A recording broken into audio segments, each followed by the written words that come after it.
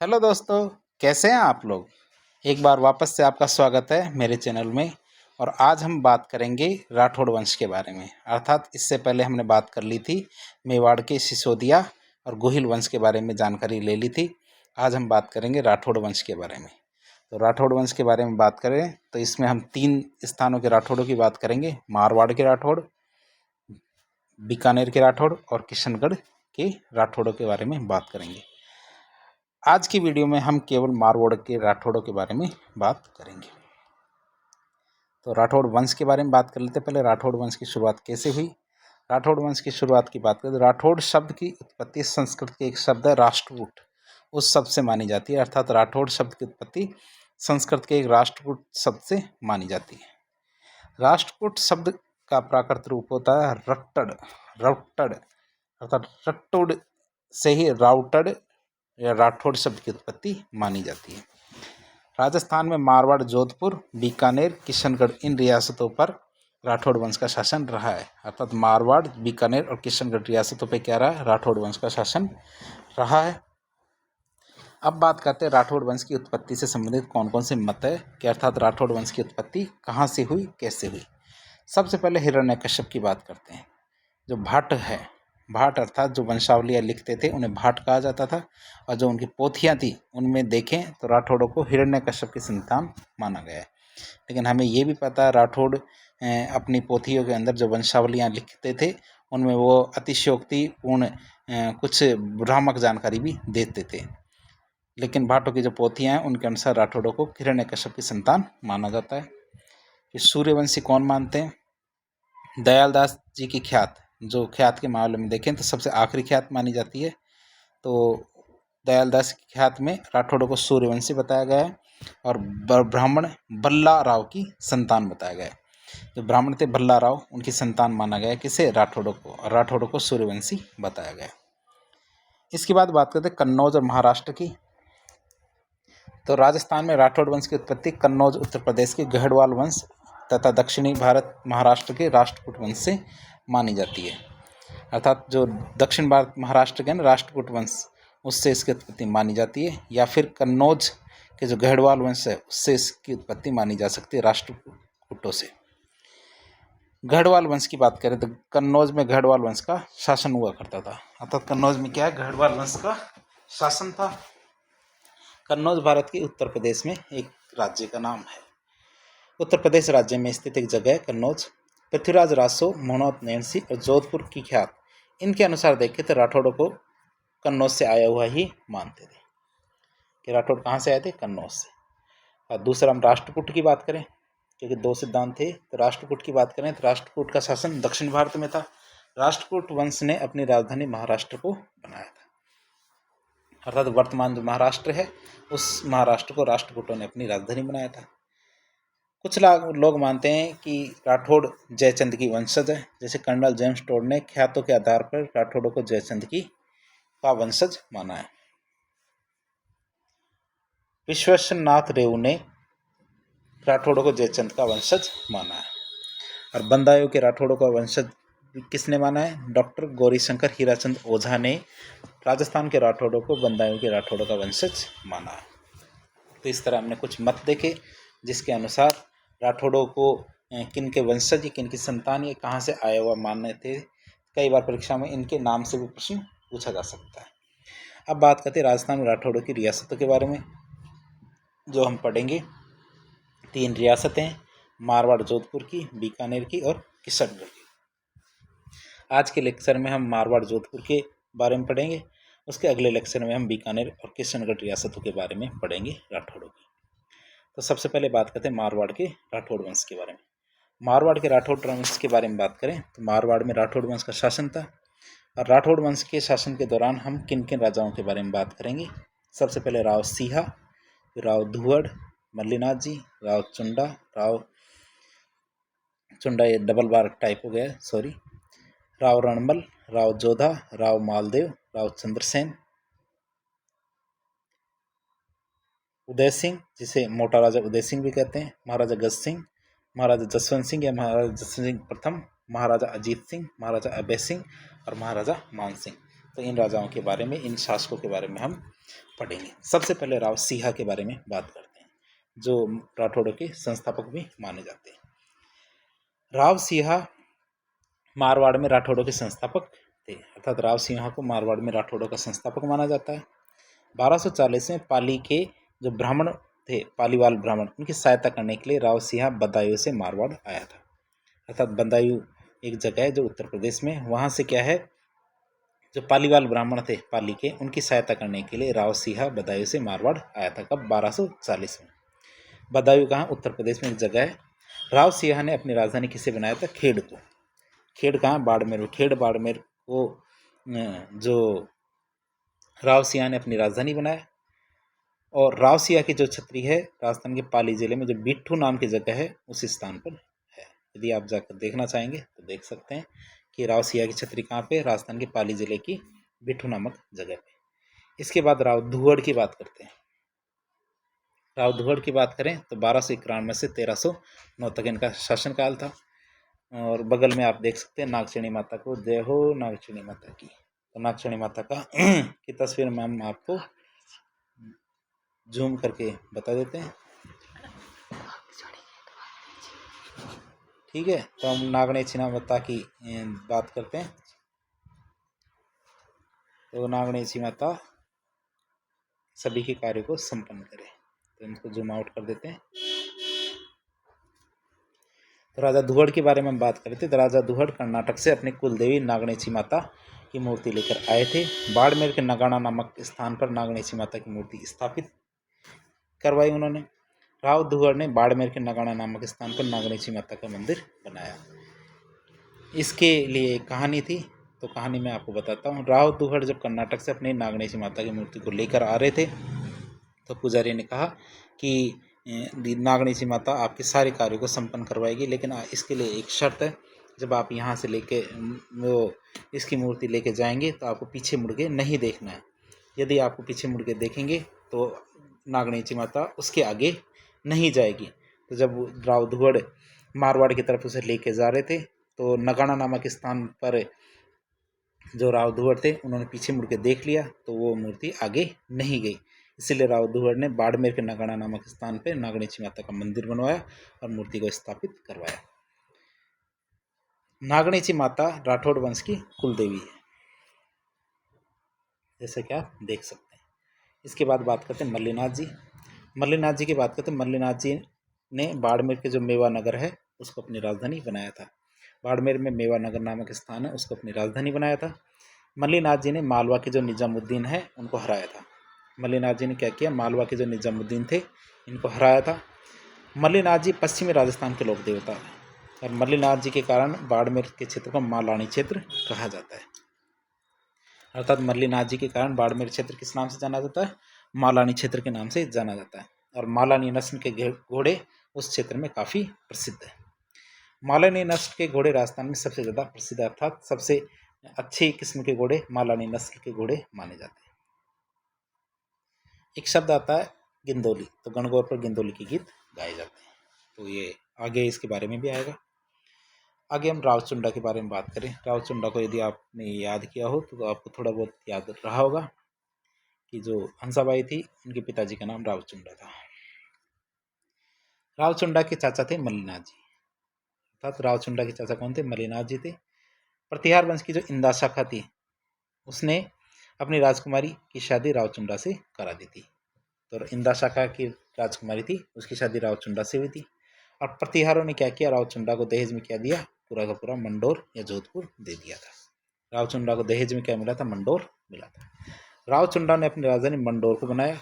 अब राठौड़ों की नई राजधानी कौन सी मानी गई? मंडोर, जोधपुर। जो रावचुंडा की रानी थी चांद कौर, उन्होंने जोधपुर में चांद बावड़ी का निर्माण करवाया। तो चांद बावड़ी का निर्माण कहाँ कराया? जोधपुर में। किसने कराया? चांद कंवर ने। चांद कंवर कौन थी? रावचुंडा की रानी। रावचुंडा जो पुगल है, जो बीकानेर में एक स्थान है पुगल, वहाँ के भाटियों के खिलाफ लड़ता हुआ मारा जाता है। रावचुंडा क्या थे? जो पुगल बीकानेर है वहाँ के भाटियों के खिलाफ लड़ते हुए मारे जाते हैं। रावचुंडा ने अपने बेटे रणमल को राजा नहीं बनाया, बल्कि अपने छोटे बेटे कान्हा को राजा बनाया।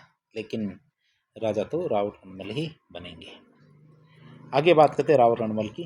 राव रणमल की बात करते, राव रणमल के पिता राव चुंडा थे। राव रणमल अपने छोटे भाई कान्हा को राजा बनाए जाने से नाराज हो गया। राव रणमल मेवाड़ की सेना की सहायता ली और मेवाड़ की सेना की सहायता से मारवाड़ का राजा बन जाता है, अर्थात कान्हा को अपने पद से हटा देता है।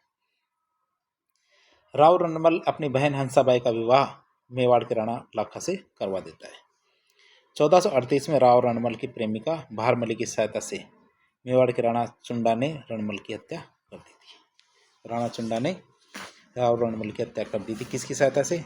रणमल की प्रेमिका या दासी भारमली की सहायता से 1438 में।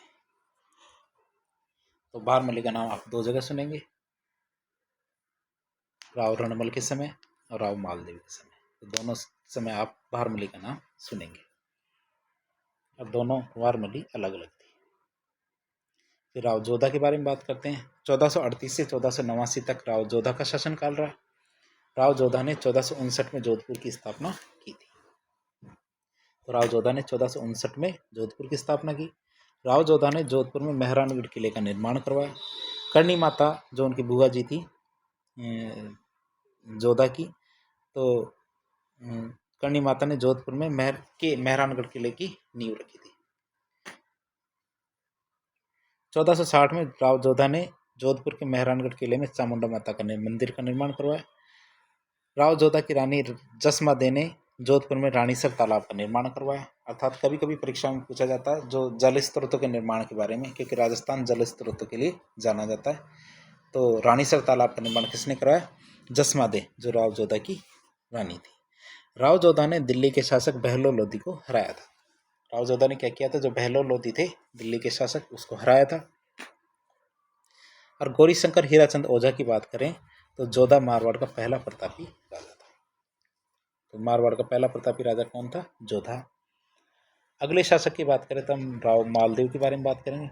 राव मालदेव के बारे में बात करें तो इनका शासनकाल 1531 से 1562 तक था। इनके पिताजी का नाम राव गंगा था और माता का नाम पद्मा कुमारी था। पद्मा कुमारी क्या थी? जो जगमाल देवड़ा है सिरोही के, उनकी बेटी थी।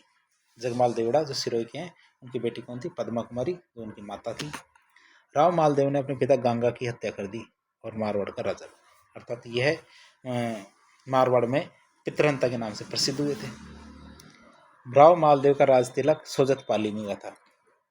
और बात करें राव मालदेव की, तो जब उनका राज तिलक था तब उनके पास केवल दो परगने थे, एक तो सोजत पाली और एक जोधपुर। केवल दो परगने थे, कौन कौन से? सोजत पाली और जोधपुर। जब उनका राज तिलक था तब उनके पास, लेकिन उन्होंने बहुत सारे युद्ध लड़े और बहुत सारे युद्धों में विजय प्राप्त की। और राजा बनने के बाद उन्होंने 52 युद्ध किए और 58 परगने जीते, जिनमें कौन कौन से परगने थे? जोधपुर का फलोदी परगना, बिलाड़ा जोधपुर का परगना, सिवाना बाड़मेर का परगना, रायपुर पाली का परगना, भादरजून जालोर का परगना, नागौर परगना, जालोर परगना, मेड़ता परगना और बीकानेर परगना। तो इस तरह उन्होंने 52 युद्ध लड़े और 58 परगने जीते। अब एक एक करके इन परगनों के बारे में थोड़ी थोड़ी जानकारी ले लेते हैं। फलोदी जोधपुर का परगने की बात करें तो फलोदी राजस्थान के जोधपुर में एक जगह का नाम है। फलोदी परगना जैसलमेर के भाटी वंश के पास था। राव मालदेव ने जैसलमेर के भाटियों से क्या किया? फलोदी परगना छीना था। इसके पीछे भी कहानी है, लेकिन हम आपको आगे की कड़ियों में इससे बताएंगे, अभी समय की कमी है। बिलाड़ा जोधपुर का परगने की बात करें तो बिलाड़ा राजस्थान के जोधपुर में एक जगह का नाम है। बिलाड़ा परगना सिरवी जाति के पास था। किसके पास था बिलाड़ा परगना? सिरवी जाति के पास था। राव मालदेव ने सिरवी जाति से वो बिलाड़ा का परगना छीन लिया था। इसके बाद सिवाना बाड़मेर परगने की बात करें, सिवाना राजस्थान के बाड़मेर में एक जगह का नाम है। और सिवाना परगना किसके पास था? पहले डूंगर सिंह के पास में। राव मालदेव ने डूंगर सिंह से सिवाना परगना छीन लिया था। इस तरह ये सिवाना परगना भी मालदेव के पास आ गया। इसके बाद रायपुर पाली का परगने की बात करें, रायपुर पाली के परगने में, रायपुर राजस्थान के पाली जिले में स्थित है। रायपुर परगना वीरा सिंघल के पास था। किसके पास था? वीरा सिंघल के पास रायपुर का परगना था। राव मालदेव ने वीरा सिंघल से रायपुर परगना छीन लिया। और बात करें अगला जालोर का भादराजून परगना, भादराजून परगना जालोर में, और ये परगना भी वीरा सिंघल के पास था। राव मालदेव ने वीरा सिंघल को भादराजून परगने से हटा दिया, अर्थात उससे वो परगना छीन लिया। नागौर परगने की बात करें तो नागौर परगना उस समय दौलत खां के पास था और दौलत खां से भी नागौर परगना छीन लेता है। जालौर परगना सिकंदर खां के पास था और सिकंदर खां को भी जालौर से हटा देता है, अर्थात वह परगना अपने पास ले लेता है। और बात करें तो मेड़ता परगना जो नागौर में था, उस समय मेड़ता परगना बीरमदेव के पास था। मेड़ता राजस्थान के नागौर जिले में एक जगह, राव मालदेव ने बीरमदेव से मेड़ता परगना छीन लिया और अपने पास रख लिया। फिर बीकानेर परगना, बीकानेर परगने की बात करें तो बीकानेर परगना उस समय जैतसी के पास था, राव जैतसी के पास। राव मालदेव ने जैतसी से बीकानेर परगना भी छीन लिया। तो इस तरह उन्होंने 52 युद्ध लड़े और 58 परगने जीते। अब बीकानेर परगना जीतना इतना आसान नहीं था, इससे संबंधित एक युद्ध था जिसे पाहिबा या साहिबा का युद्ध भी कहते हैं। यह युद्ध 1541 में लड़ा गया था। पाहिबा का युद्ध या साहिबा का युद्ध कब लड़ा गया? 1541 में लड़ा गया। पाहिबा के युद्ध को साहिबा का युद्ध भी कहते हैं। पाहिबा का युद्ध 1541 में लड़ा गया था। पाहिबा का युद्ध मारवाड़ के राजा मालदेव और बीकानेर के राजा जैतसी के मध्य लड़ा गया था। अर्थात पाहिबा का युद्ध है वो राव मालदेव और जैतसी के मध्य लड़ा गया था। बीकानेर के राजा जैतसी पाहिबा के युद्ध में लड़ता हुआ मारा गया। तो इस युद्ध में राजा राव मालदेव जीत गया। राव मालदेव ने बीकानेर पर अधिकार कर लिया और राव मालदेव ने कुंपा राठौड़ को बीकानेर की जिम्मेदारी सौंपी और वापस मारवाड़ आ गया। बीकानेर के राजा जैतसी का बेटा कल्याणमल सहायता के लिए किसके पास चला जाता है? शेरशाह सूरी के पास चला जाता है कि भैया हमारी सहायता करो, राव मालदेव ने हमारा राज्य छीन लिया है। तो शेरशाह सूरी उस समय भारत का बादशाह था, तो उसके पास सहायता के लिए चला जाता कौन? बीकानेर के राजा जैतसी के बेटा कल्याणमल। अब मेड़ता की बात करें, कुछ गलतियां थी मालदेव की, उनमें से कुछ एक गलती मेड़ता के राजा बीरमदेव की। तो दरियाजोश नामक हाथी को लेकर राव मालदेव और मेड़ता नागौर के बीच के जो बीरमदेव थे उसमें लड़ाई चल रही थी, अर्थात विवाद था। एक हाथी था दरियाजोश, तो राव मालदेव कहते थे ये हाथी हमारा है, मेड़ता के नागौर बीरमदेव कहते थे ये हाथी हमारा है। दोनों में विवाद चल रहा था। इस चक्कर में राव मालदेव मेड़ता नागौर पे हमला कर देता है और राव मालदेव क्या करता है? मेड़ता नागौर पर अधिकार कर लेता है। तो हाथी भी आ गया और नागौर का मेड़ता एरिया भी आ गया। मेड़ता नागौर का राजा बीरमदेव की सहायता के लिए, मेड़ता के जो राजा है बीरमदेव, वो भी सहायता के लिए कहाँ चले जाते हैं? शेरशाह सूरी के पास। तो बीकानेर के तो कल्याणमल और मेड़ता के बीरमदेव दोनों सहायता के लिए किसके पास जाते हैं? शेरशाह सूरी के पास। अब बात करते हैं, शेरशाह सूरी भारत का बादशाह बन जाता है। और भारत का बादशाह कैसे बनता है? वह हुमायूं को हटाकर भारत का बादशाह बनता है।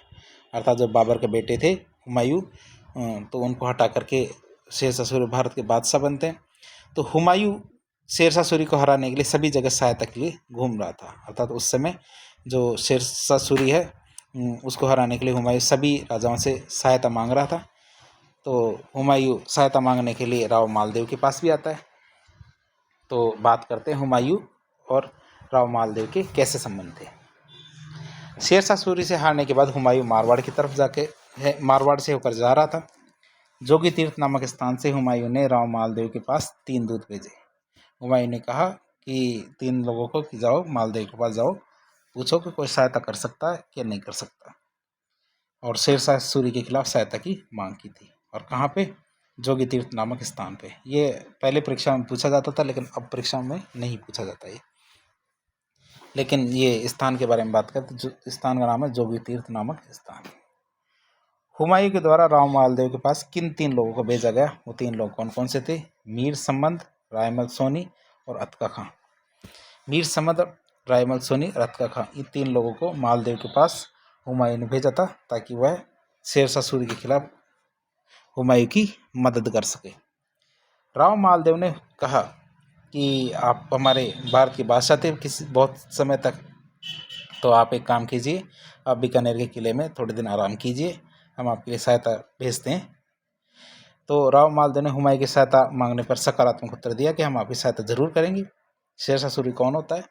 तो शेरशाह सूरी के खिलाफ हम सहायता करेंगे, लेकिन आप थोड़ा आराम कर लीजिए, आपको इधर उधर भागने की जरूरत नहीं है। तो राव मालदेव ने हुमायूं को बीकानेर किले में रुकने के लिए कहा और कहा कि हम आपको सैनिक सहायता जरूर देंगे, आप थोड़े दिन आराम कीजिए।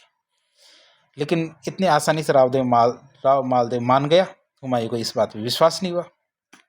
तो हुमायूं राव मालदेव पर विश्वास नहीं करता है और इसके बारे में वो अपने पुस्तकालय के अध्यक्ष मुल्ला सुर्ख उससे पूछता है कि मालदेव इतने आसानी से कैसे मान गया। तो मुल्ला सुर्ख उसे भड़का देता है और भड़का के कहता है कि राव मालदेव भी शेरशाह सूरी से जाके मिल गया है। जैसे आप बीकानेर में जाएंगे, थोड़े दिन आराम करेंगे और आपको घेर लेंगे और आपको मार देंगे। तो हुमायूं कान का कच्चा था, छोटी छोटी बातों पे जो भ्रामक बातें थी उन पर विश्वास कर लेता था और इस कारण वह बीकानेर छोड़ के अर्थात मालदेव की सेवाएं लेने से मना कर देता है और भाग जाता है।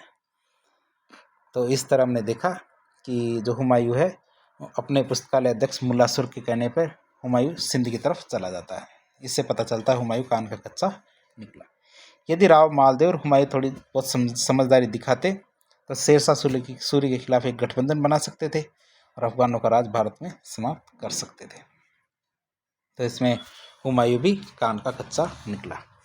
इसके बाद बात करते हैं गिरी सुमेल का युद्ध, जिसे जैतारण का युद्ध कहते हैं। जैसा कि हमने देख लिया था, जो बीकानेर के राजा थे जैत सिंह, उनका पुत्र था कल्याणमल, और जो मेड़ता नागौर का के राजा थे बीरमदेव। ये दोनों के दोनों सहायता मांगने के लिए किसके पास जाते हैं? शेरशाह सूरी के पास।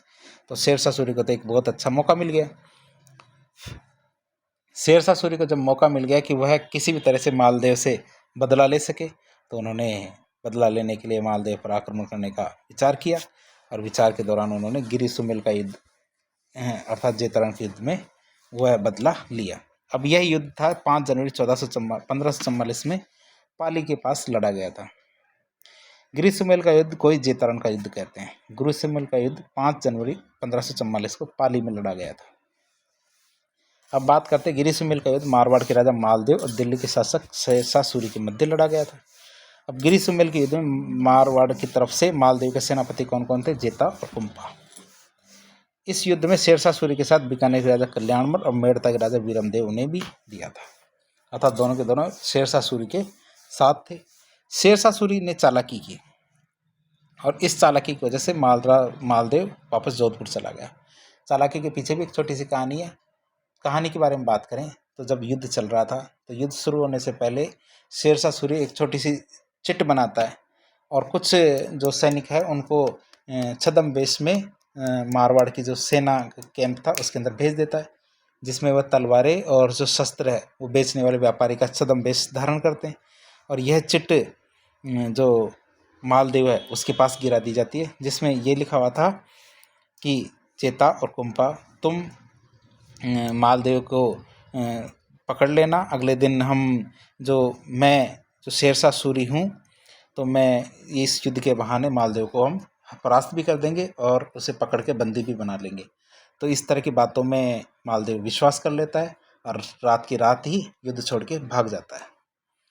तो राव मालदेव वापस भाग के जोधपुर चला जाता है। लेकिन जब जेतार कुंपा को ये पता चलता है कि उनके राजा मालदेव जोधपुर चले गए हैं, तो गिरी सुमेल के युद्ध को जेतार कुंपा के द्वारा लड़ा जाता है। गिरी सुमेल के युद्ध में फिर जेतार कुंपा ने बहादुरी दिखाई और शेरशाह सूरी का सामना किया। जलाल खां जलवानी की सहायता से शेरशाह सूरी गिरी सुमेल का युद्ध तो जीत जाता है। जीतने का कारण यह था क्योंकि जो मालदेव था अपनी सेना को लेकर वापस चला जाता है और जो जेतार कुंपा थे उनके पास एक छोटी सी सेना बचती है, लेकिन उस छोटी सी सेना के बलबूते पर उन्होंने काफ़ी बड़ा युद्ध लड़ा। और इस प्रकार के युद्ध को देखने के बाद अर्थात गिरी सुमेल में जीतने के बाद शेरशाह सूरी ने कहा कि मैं मुट्ठी भर बाजरे के चक्कर में पूरे हिंदुस्तान की बादशाहत खो देता। अर्थात छोटा सा मारवाड़ है, इसको जीतने के चक्कर में जो जेतार कुंपा ने वीरता दिखाई है, तो हो सकता था मैं मारा जाता या पूरे मेरे हिंदुस्तान की बादशाहत ही चली जाती। गिरी सुमेल के युद्ध जीतने के बाद शेरशाह सूरी ने जोधपुर पर अधिकार कर लिया और खवास खां को जोधपुर का राजा बना दिया। खवास खां को क्या किया? जोधपुर का राजा बना दिया। राव मालदेव सिवाना बाड़मेर चला गया। सिवाना राजस्थान के बाड़मेर जिले में एक जगह तो सिवाना के किले में रहने लग गया। सिवाना को वैसे भी मारवाड़ के राठौड़े की शरण स्थली माना जाता है, अर्थात यदि जोधपुर में मारवाड़ों के साथ कोई दिक्कत होती है तो दिक्कत होने पर वह सिवाना बाड़मेर में रहने के लिए चले जाते हैं। अर्थात मारवाड़ की संकटकालीन राजधानी किसे कहेंगे? सिवाना। इसी तरह रणथंभौर के संकटकालीन राजधानी या कुंजी किसे कहते हैं? झाइन के किले को। लेकिन कुछ ही समय में क्या होता है, शेरशाह सूरी की मृत्यु हो जाती है। क्या होता है, शेरशाह सूरी की मृत्यु हो जाती है। राव मालदेव को पता चलता है कि अब तो कोई बादशाह रहा नहीं शेरशाह सूरी। जब शेरशाह सूरी बादशाह ही नहीं रहा तो उन्होंने वापस आक्रमण किया और जोधपुर पर पुनः अधिकार कर लिया। तब मालदेव क्या थे, जोधपुर के राजा वापस बन गए। शेरशाह सूरी के साथ संबंधों में राव मालदेव ने थोड़ी सी गलतियां की थी। कैसे कि राव मालदेव ने बीकानेर के राजा थे जो कल्याणमल और मेड़ता के राजा थे वीरमदेव, इनको शेरशाह सूरी के पास जाने ही क्यों दिया, उससे पहले मार देते। अगर ये उनको जाने की बजाय उनसे संधि कर लेता राव मालदेव, तो राव मालदेव कल्याणमल और वीरमदेव के साथ मिल जाता और राठौड़ों का एक गठबंधन भी बना सकता था। अर्थात उसको उनको कहता है कि लड़ाई लड़ाई माफ़ करो और जो भी आपकी संधि है वो हमसे कर लीजिए। आपकी जो शर्तें, कुछ शर्तें आप हमारी मानिए, कुछ शर्तें हम आपकी मानेंगे, और इस तरह से हम राठौड़ों का एक गठबंधन बना सकते हैं और एक बहुत बड़े राज्य का स्थापना कर सकते हैं। यदि राव मालदेव शेरशाह सूरी की चालाकी में नहीं फंसता, तो वो चिट्ठी वाली जो चालाकी थी, उस चालाकी में यदि मालदेव नहीं फंसता तो गिरी सुमेल का युद्ध तो आसानी से जीत सकता था। क्योंकि जेता और कुंपा ने इतनी वीरता दिखाई थी कि उससे शेरशाह सूरी भी चौंक गया था। राव मालदेव ने जोधपुर का परकोटा बनवाया था। राव मालदेव ने राजस्थान में कई किलों का निर्माण करवाया था, जैसे सोजत पाली का किला, पोखरण का किला, जो नागौर में रिया का किला है, पोखरण, सोजत और मेड़ता और रिया। तो इस तरह इन किलों का निर्माण किसने कराया है, राव मालदेव ने। स्क्रीन को रोककर आप इनके बारे में बार बार अध्ययन कर सकते हैं। राव मालदेव ने अपने बड़े बेटे राम और उदय सिंह को राजा नहीं बनाया, बल्कि अपने छोटे बेटे चंद्रसेन को राजा बनाया।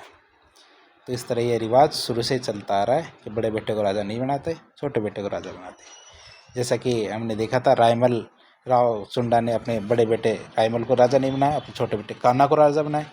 उसी तरह मालदेव भी आगे इस रिवाज को बढ़ाता है और अपने बड़े बेटे राम और उदय सिंह को राजा नहीं बनाता, बल्कि अपने छोटे बेटे चंद्रसेन को राजा बनाता है। अब राव मालदेव से का नाम आए और उमादेव भटियाणी रानी का नाम ना आए, ये कैसे हो सकता है?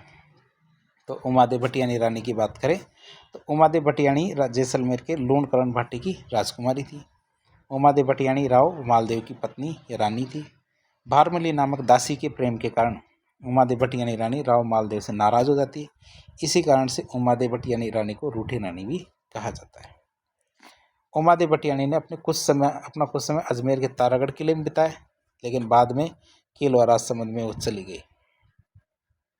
एक शब्द आता है जला, जो यदि आप समझेंगे तो कई बार परीक्षा में पूछा जाता है। जला क्या होता है कि जब बारात आती है तो बारात कुछ समय के लिए एक डेरे पर रुकती है, और जब डेरे पर रुकती है तो वहाँ जो घराती होते हैं उनकी महिलाएं कुछ गीत गाती है, उसे जला गीत कहा जाता है। अर्थात कि महिलाएं जो बारात का डेरा देखने जाते समय जो गीत गाती है उसे जला गीत कहते हैं। एक रानी की बात करते हैं, दूसरी स्वरूप देझाली। जो स्वरूप देझाली, ये भी राव मालदेव की रानी थी, और स्वरूप देझाली ने मंडोर के पास में जोधपुर में एक बहुजीरो तालाब का निर्माण कराया था। अर्थात बहुजी का तालाब, बहुजीरो तालाब का निर्माण किसने कराया था? स्वरूप देझाली ने। अब राव मालदेव के दरबारी विद्वानों के बारे में बात करते हैं। दरबारी विद्वानों के बारे में बात करें तो पहले थे आशानंद जी, दूसरे थे ईसरदास जी। तो आशानंद जी की बात करें तो आशानंद जी ने पाहिबा के युद्ध में भाग लिया था। आशानंद जी ने मारवाड़ के राव मालदेव के दरबारी विद्वान थे और उन्होंने क्या था, पाहिबा या साहिबा के युद्ध में भाग लिया था। आशानंद जी ने कुछ किताबें लिखी। कुछ किताबों के बारे में बात करें तो उमादेव भटियाणी रा कवित, बागा महार मलीरा दूहा और गोगाजिरी पेड़ी। तो इस तरह 3 किताबें लिखी, उमादेव भटियाणी रा कवित, बागा बहार मलीरा दूहा और गोगाजिरी पेड़ी। राजस्थान के इतिहास के अंदर जो भी कहानियाँ हैं उनके बारे में मैं एक अलग से लेक्चर बनाऊंगा, और केवल उस लेक्चर में केवल कहानियों के बारे में बात करेंगे, जो सुनी अनसुनी कहानी के नाम से हम इस चैनल पे अपलोड करेंगे। लेकिन अभी हम इसके बारे में बात नहीं करेंगे। इसमें कहानी थी बागा बहार मली से संबंधित भी एक बहुत अच्छी कहानी है, लेकिन हम उसमें बात करेंगे इसके बारे में। आगे बात करते हैं दूसरे विद्वान की, तो वो विद्वान है ईसरदास जी। ईसरदास जी के बारे में बात करते हैं। ईसरदास जी मारवाड़ के राव मालदेव के दरबारी विद्वान थे। ईसरदास जी पश्चिमी राजस्थान के लोक देवता भी माने जाते हैं। उन्होंने कौन कौन सी किताबें लिखी थी? हाला झालारी कुंडलियाँ। ईसादास जी की बारे में बात करें तो उन्होंने हाला झालारी कुंडलियाँ एक पुस्तक लिखी, और हाला झालारी कुंडलियाँ को सूर सत्सई के नाम से भी जाना जाता है। अर्थात हाला झालारी कुंडलियाँ को क्या बोलते हैं? सूर सत्सई भी कहते हैं। अगली पुस्तक की बात करते हैं देवयान और हरिरस। तो ईसादास जी की कुछ पुस्तकों के बारे में बात करें तो हाला झालारी कुंडलियाँ, देवयान और हरिरस। इसके बाद बात करें तो हम राव मालदेव को कौन कौन सी उपाधियाँ दी गई थी। राव मालदेव की उपाधियों की बात करें तो इसे हिंदू बादशाह और हशमत वाला राजा भी कहते थे। अब हशमत वाला राजा किसे कहते हैं? राव मालदेव एक शक्तिशाली राजा था। उन्होंने 52 युद्ध लड़े थे और 58 परगने जीते थे। वह एक शक्तिशाली राजा तो हुए। तो अबुल फजल और निजामुद्दीन ने क्या किया? निजामुद्दीन ने राव मालदेव की प्रशंसा की और राव मालदेव को क्या कहा? हशमत वाला राजा कहा। इसके बाद बात करेंगे हम अगले राजा राव चंद्रसेन के बारे में। राव चंद्रसेन की बात करें तो 1562 से 1581 तक उनका शासनकाल रहा था राव चंद्रसेन का, क्योंकि राव मालदेव ने चंद्रसेन को ही अपना अगला उत्तराधिकारी बनाया। राव चंद्रसेन जोधपुर के राजा राव मालदेव का बेटा था। एक मिनट।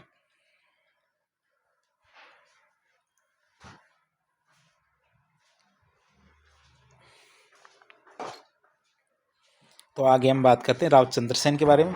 तो राव चंद्रसेन कौन थे? जोधपुर के राजा राव मालदेव का बेटा कौन था? चंद्रसेन। 1574 में अकबर ने बीकानेर के महाराजा राय सिंह को चंद्रसेन पर आक्रमण करने के लिए कहा। अर्थात 1574 में अकबर ने क्या कहा? बीकानेर के राजा थे ना राय सिंह, उनको चंद्रसेन के लिए कहा कि चंद्रसेन पर जाके आक्रमण कर दो। महाराजा राय सिंह ने सोजत के किले पर अधिकार कर लिया, लेकिन महाराजा राय सिंह सिवाना के किले पर अधिकार नहीं कर पाए थे। 1574 में महाराजा राय सिंह के आक्रमण के समय सोजत का किला किसके पास था? कल्लाजी राठौड़ के पास था। तो 1574 में महाराजा राय सिंह के आक्रमण के समय जो सिवाना का किला था वो पत्ता राठौड़ के पास था। सोजत का किला हमारे पाली में और सिवाना का किला बाड़मेर में। चंद्रसेन के बारे में हम बात कर रहे हैं। तो 1576 में मुगल सेनापति शाहबाज खान ने सिवाना के किले पर अधिकार कर लिया। यह हम बात करें अकबर के द्वारा जो राव चंद्रसेन है उसके खिलाफ जो भी अभियान किए गए थे उनके बारे में। 1576 में राव चंद्रसेन को पोखरण का किला जैसलमेर को हर्राज को बेचना पड़ा, क्योंकि राव चंद्रसेन के पास पैसों की कमी थी। पोखरण का किला राजस्थान के जैसलमेर जिले में। मालवा के रामपुरा क्षेत्र में राव चंद्रसेन ने मुगल सेनापति जलाल खां को मार दिया था।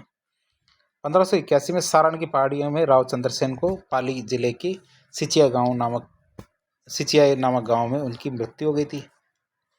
राव चंद्रसेन ने अकबर की अधीनता स्वीकार नहीं की तथा राव चंद्रसेन क्या थे? आजीवन संघर्ष करते रहे।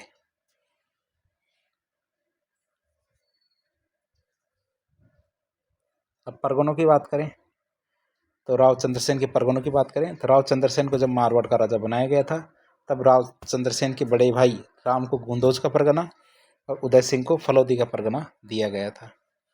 राव चंद्रसेन को जब मारवाड़ का राजा बनाया गया तब राव चंद्रसेन के छोटे भाई रायमल को सिवाना का परगना दिया गया था। सिवाना नामक स्थान राजस्थान के बाड़मेर जिले में एक जगह का नाम है, सिवाना नामक जगह। तो परगने हमने देख लिए। राव चंद्रसेन के बड़े भाई राम को तो गुंदोज का परगना दिया गया था, उदय सिंह को फलौदी का परगना दिया गया था।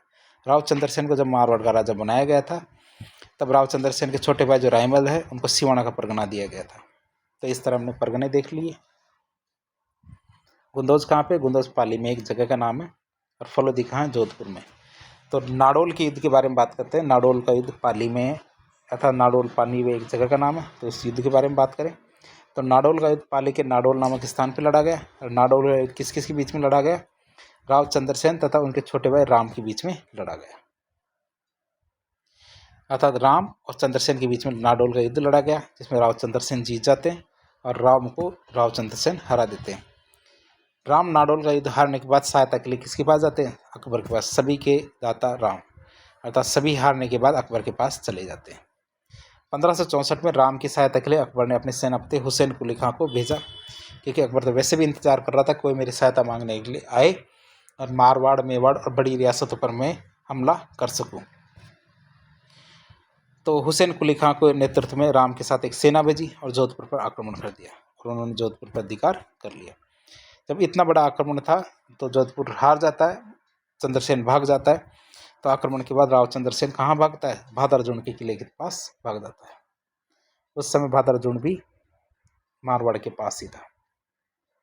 भादरजुंड नामक स्थान राजस्थान के जालोर जिले में एक जगह का नाम है। इसके बाद एक लोहावट का युद्ध आता है जोधपुर में। तो लोहावट का युद्ध जोधपुर के लोहावट नामक स्थान पर लड़ा गया था। लोहावट का युद्ध चंद्रसेन और राव चंद्रसेन के छोटे भाई उदय सिंह के बीच में लड़ा गया था। अर्थात लोहावट का युद्ध चंद्रसेन और उदय सिंह के बीच में लड़ा गया था, जिसमें चंद्रसेन ही जीत जाता है और वो उदय सिंह को हरा देता है। इसी के क्रम में फिर एक नागौर दरबार का आयोजन किया जाता है। ये हमारे परीक्षा में कई बार पूछा गया। नागौर दरबार के बारे में टिप्पणी कीजिए। तो नागौर दरबार के बारे में बात करें तो नागौर दरबार 1570 में मुगल बादशाह अकबर ने नागौर दरबार का आयोजन किया था। 1570 में राव चंद्रसेन ने अकबर के नागौर दरबार में भाग लिया था। लेकिन जैसे ही ये इसके पीछे भी एक कहानी है।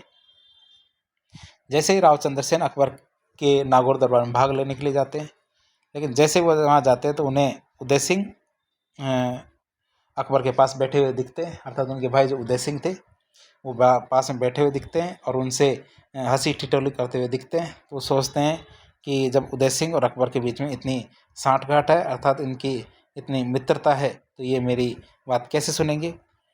तो अकबर का झुकाव उदय सिंह की तरफ देखा राव चंद्रसेन ने, तो राव चंद्रसेन अकबर से बिना मिले ही वापस आ जाता है नागौर दरबार में, जो 1570 में आयोजित किया गया था। अब राव चंद्रसेन के नागौर दरबार में अकबर से बिना मिले जाने के कारण अकबर नाराज हो जाता है। तो अकबर ने नागौर के भद्रजुंड पर आक्रमण कर दिया कि इतना छोटा सा राजा मुझसे मिलने आया और बिना मिले ही चला गया। तो अकबर क्या करता है, नागौर के भादरजुंड पर आक्रमण कर देता है। अकबर ने भादरजुंड नागौर पर आक्रमण करने के कारण राव चंद्रसेन सिवाना बाड़मेर भाग जाता है। अब नागौर दरबार किया ही क्यों, इसके बारे में बात करते हैं। नागौर दरबार का उद्देश्य क्या था, अर्थात कुछ इसके दो तरह के उद्देश्य थे, एक वास्तविक उद्देश्य और एक घोषित उद्देश्य। घोषित उद्देश्य की बात करें तो अकबर ने नागौर दरबार के आयोजन से पहले घोषणा की थी कि उस समय मारवाड़ क्षेत्र में बहुत बड़ा अकाल पड़ा हुआ था। तो अकाल राहत कार्य किए जाने, तो उनके कार्यों के जायजा लेने के लिए अकबर नागौर दरबार का आयोजन करता है। नागौर दरबार के दौरान अकबर ने अकाल राहत कार्यों के लिए नागौर में एक तालाब का निर्माण कराया। उस तालाब का नाम था शुक्र तालाब। कभी कभी परीक्षा में शुक्र तालाब के बारे में पूछा जाता है कि शुक्र तालाब का निर्माण कब कराया गया। तो इसका निर्माण नागौर दरबार के दौरान किया गया था, जो 1570 में आयोजित किया था। और नागौर दरबार किसने आयोजन कराया था? अकबर ने आयोजित करवाया था। अब नागौर दरबार का वास्तविक उद्देश्य की बात करते हैं। तो अकबर के द्वारा नागौर दरबार के आयोजन का वास्तविक उद्देश्य राजस्थान के राजाओं की अधीनता स्वीकार करवाना था। अर्थात ये चाहते थे कि राजस्थान के राजा बिना किसी युद्ध के अकबर की अधीनता स्वीकार कर ले। इसके लिए उन्होंने नागौर दरबार का आयोजन करवाया था। राजस्थान के कुछ राजाओं ने तो नागौर दरबार में ही अकबर की अधीनता स्वीकार कर ली थी, जैसे कल्याणमल बीकानेर के राजा थे, हर्राज जैसलमेर के राजा थे, और मोटा राजा उदय सिंह जो राव चंद्रसेन के बड़े भाई थे, उन्होंने नागौर दरबार में ही कह दिया जय हो अकबर की, अर्थात उन्होंने अकबर की अधीनता स्वीकार कर ली थी। अब बात करते हैं, नागौर दरबार तो हो गया, अब नागौर दरबार से हुआ क्या, तो फायदा हुआ तो बताइए। तो हम बताते हैं आपको नागौर दरबार के क्या महत्व है, क्या फ़ायदा या क्या परिणाम निकले। नागौर दरबार से अकबर ने बिना युद्ध लड़ाई अपनी कूटनीति से राजस्थान के राजाओं को अपने अधीन बना लिया। नागौर दरबार के बाद राजस्थान के राजा दो भागों में बट गए, एक तो जो अकबर का साथ देंगे, दूसरा अकबर के खिलाफ रहेंगे। अर्थात कुछ राजा तो मुगल सहयोगी बन गए और कुछ राजा मुगल विरोधी बन गए। नागौर दरबार के बाद राजस्थान में मुगल आश्रित राजाओं की एक श्रृंखला शुरू हो गई। जैसे मान सिंह जो आमेर के राजा थे, वो मुगलों पर आश्रित रहने लगे। ये वही मान सिंह है जिन्होंने हल्दी घाटी के युद्ध महाराणा प्रताप के खिलाफ लड़ा था। और दूसरा राय सिंह जो बीकानेर के राजा थे, तो ये मुगलों पर आश्रित रहे। नागौर दरबार के बाद राजस्थान में शांति व्यवस्था स्थापित हुई, जिससे कलात्मक गतिविधियों को भी बढ़ावा मिला था। इसके बाद राय सिंह के बारे में बात करते हैं। ये अभी हमने राय सिंह का बारे में पढ़ा, तो राय सिंह के बारे में बात करें तो अकबर ने बीकानेर के राजकुमार राय सिंह को जोधपुर का राजा बना दिया क्योंकि वह जीत जाता है। राय सिंह बीकानेर के कल्याणमल का बेटा था। ये वही कल्याणमल है, रावजेत सिंह के पुत्र कल्याणमल है, जो सहायता के लिए किसके पास चले जाते हैं, किसके पास चले जाते हैं, सहायता के लिए, सहायता के लिए वो शेरशाह सूरी के पास चले जाते हैं। और उनके बेटे कौन है, राय सिंह। तो अकबर क्या करते हैं, राय सिंह को, बीकानेर के राजा कल्याणमल का बेटा था ये राय सिंह, तो उसे क्या करते हैं, जोधपुर का प्रशासक बना देते हैं 1575 से 1574 के लिए। अब बात करते हैं राव चंद्रसेन को कौन कौन सी उपाधियां दी गई थी। राव चंद्रसेन को दी गई उपाधियों के बारे में बात करें तो राव चंद्रसेन को मारवाड़ का प्रताप भी कहा जाता है, प्रताप का अग्रगामी भी कहा जाता है, और मारवाड़ का भूला बिसरा राजा भी कहा जाता है। राव चंद्रसेन को मारवाड़ का प्रताप, प्रताप का अग्रगामी और मारवाड़ का भूला बिसरा राजा भी कहा जाता है। अर्थात इतना प्रतापी राजा किसी ने भी नहीं देखा होगा, लेकिन उसे याद नहीं किया जाता, इसलिए भूला बिसरा राजा कहते हैं। विश्वेश्वरनाथ रेव की बात करें तो उन्होंने राव चंद्रसेन की तुलना महाराणा प्रताप से की है, और राव चंद्रसेन को मारवाड़ का प्रताप भी कहा है। किसने, विश्वेश्वरनाथ रेव ने। राव चंद्रसेन और महाराणा प्रताप में कुछ समानताएं और कुछ अंतर थे, उनके बारे में हम पढ़ेंगे। इस लेक्चर में हम राव चंद्रसेन तक ही पढ़ेंगे, उसके आगे पार्ट 2 में पढ़ेंगे। तो राव चंद्रसेन और महाराणा प्रताप दोनों ने अकबर की अधीनता स्वीकार नहीं की थी, चाहे कैसी भी परिस्थिति हो, तो दोनों ने ही अकबर की अधीनता स्वीकार नहीं की। राव चंद्रसेन और महाराणा प्रताप दोनों ने छापामार युद्ध प्रणाली का पालन किया, अर्थात छुप छुप के मुगलों पर आक्रमण किए। राव चंद्रसेन और महाराणा प्रताप दोनों को अपने भाइयों के विरोध का सामना करना पड़ा था। जैसे राम और उदय सिंह ने राव चंद्रसेन का विरोध किया और जगमाल ने महाराणा प्रताप का विरोध किया था। राव चंद्रसेन और महाराणा प्रताप दोनों के अधिकतर राज्य पर अकबर ने कब्जा कर लिया था, लेकिन थोड़ी सी भूमि के बल पर दोनों ने अकबर का सामना किया था। राव चंद्रसेन और महाराणा प्रताप दोनों को अपने राज्य के बाहर शरण लेनी पड़ी, जैसे कि महाराणा प्रताप ने 56 के मैदान में शरण ली, जबकि राव चंद्रसेन ने डूंगरपुर के राजा आस्करण के पास जाके शरण ली थी। 56 का मैदान कहाँ पे, बांसवाड़ा जिले में माही नदी के द्वारा जो मैदान बनाया जाता है उसे 56 का मैदान कहते हैं, जो माही नदी का मैदान कहलाता है। लेकिन ऐसा नहीं है, राव चंद्रसेन और महाराणा प्रताप समान थे, उनमें कुछ अंतर भी थे। तो अंतरों के बारे में बात करें तो महाराणा प्रताप की बात करते, इनका मुगल विरोध महाराणा प्रताप के राज तिलक के साथ ही शुरू हो गया था। अर्थात जब महाराणा प्रताप का राज तिलक हुआ था तब से मुगलों का विरोध इन्होंने शुरू कर दिया था। जबकि राव चंद्रसेन की बात करें तो इनका मुगल विद्रोह या विरोध नागौर दरबार के बाद शुरू हुआ था। महाराणा प्रताप की बात करें तो इनका मुगल विरोध महाराणा प्रताप के मरने के बाद उनके बेटे ने भी जारी रखा। जबकि चंद्रसेन की बात करें तो चंद्रसेन की मृत्यु के साथ ही यह विरोध समाप्त हो गया था। प्रताप की बात करें तो प्रताप ने अकबर का प्रत्यक्ष सामना भी किया था, जैसे हल्दीघाटी के युद्ध में, दिवेर के युद्ध में सीधी सीधे लड़ाइयाँ लड़ी थी।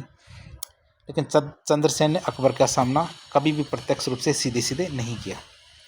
प्रताप ने चावंड उदयपुर को अपना स्थायी केंद्र बनाया था, चंद्रसेन ने एक भी स्थायी केंद्र नहीं बनाया था।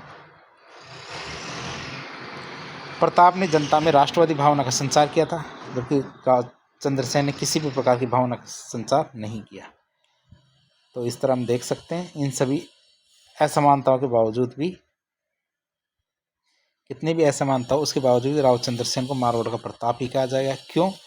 क्योंकि राव चंद्रसेन की भौगोलिक परिस्थितियां महाराणा प्रताप की तुलना में तो बिल्कुल ही अलग थी। क्योंकि मेवाड़ तो एक पर्वतीय प्रदेश था जहां आप आराम से छापामार युद्ध लंबे समय तक लड़ सकते हो, जबकि मारवाड़ क्या है, एक मैदानी मरुस्थल है जहाँ पे आप छुप छुप के कहाँ छुपोगे, तो छुपने की जब जगह ही नहीं है तो आप ये छापामार युद्ध लंबे समय तक नहीं लड़ सकते। महाराणा प्रताप को भामाशाह और ताराचंद जैसे दानवीर साथियों का सहारा मिला था, और ये बताते थे उस समय इतना पैसा उन्होंने दान में दिया था कि 25,000 सैनिकों को 12 साल तक आराम से रखा जा सकता है, इतना पैसा दिया था। जबकि चंद्रसेन को इस प्रकार की कोई भी सहायता नहीं मिली थी। लेकिन राव चंद्रसेन को ऐसे सहयोग की कमी थी। तो ये पॉइंट 1 है, ये पॉइंट 2 है, ये गलती से पॉइंटिंग में गलती हुई है। तो इस तरह हमने भाग 1 के अंदर राव चंद्रसेन तक के मारवाड़ के शासकों के बारे में पढ़ा। इसके आगे के शासकों के बारे में हम पार्ट 2 में पढ़ेंगे। यदि आपको हमारे चैनल के वीडियोस पसंद आ रहे हैं तो चैनल को सब्सक्राइब करें, वीडियो पसंद आ रहा तो वीडियो को लाइक करें, अपने दोस्तों के साथ शेयर करें, ताकि अधिक से अधिक लोगों को इन वीडियोज़ का फ़ायदा मिल सके। धन्यवाद।